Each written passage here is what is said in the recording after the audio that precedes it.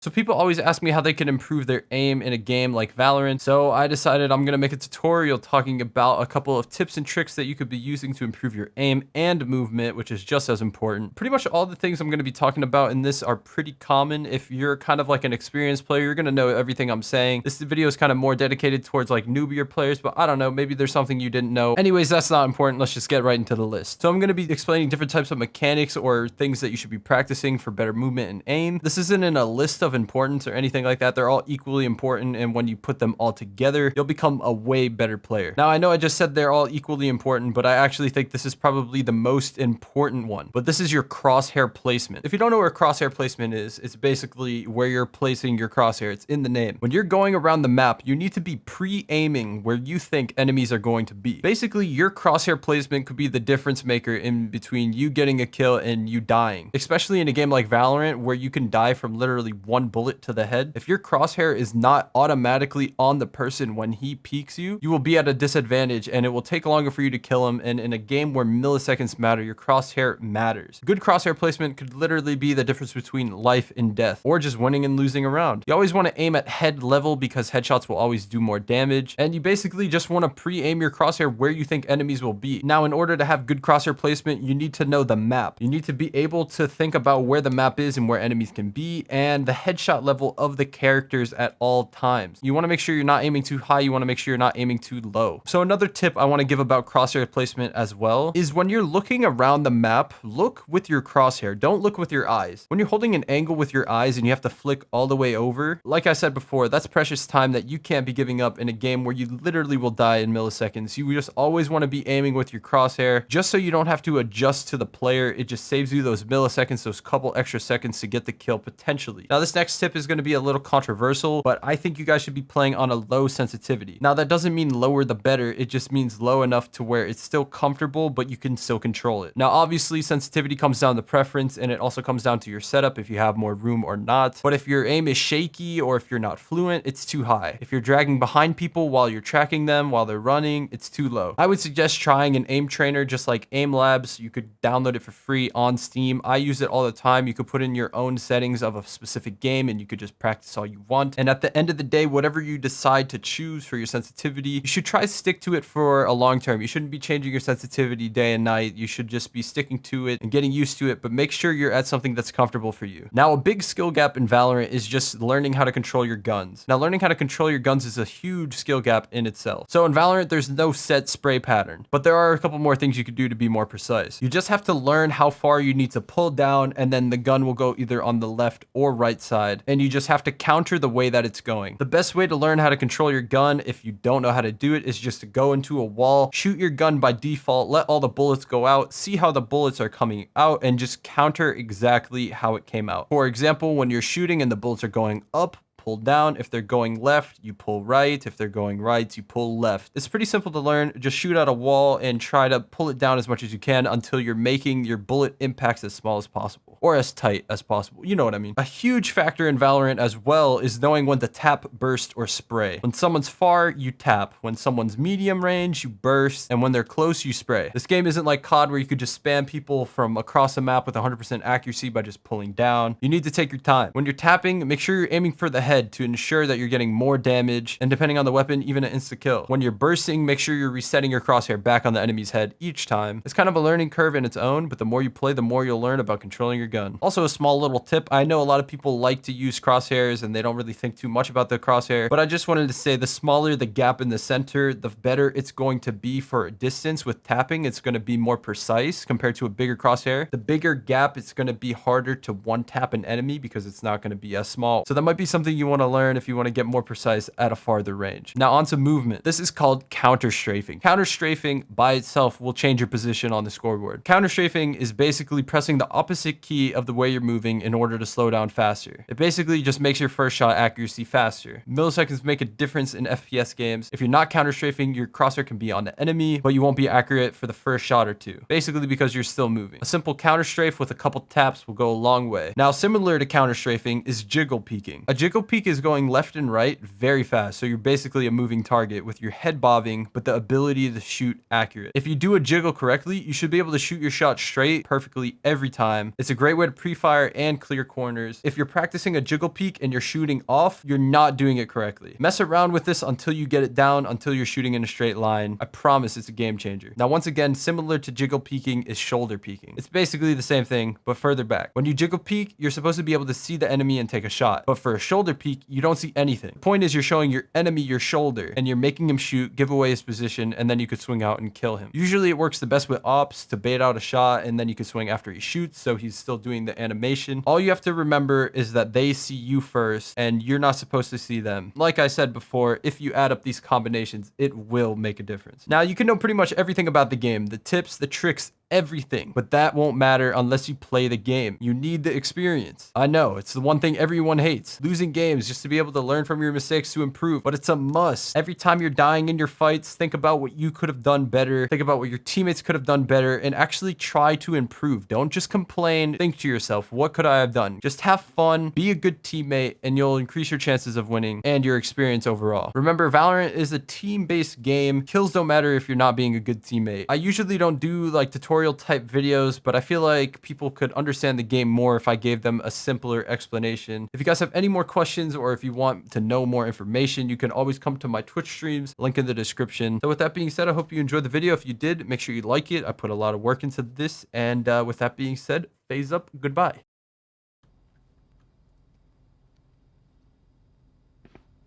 I'm lagging. Oh no.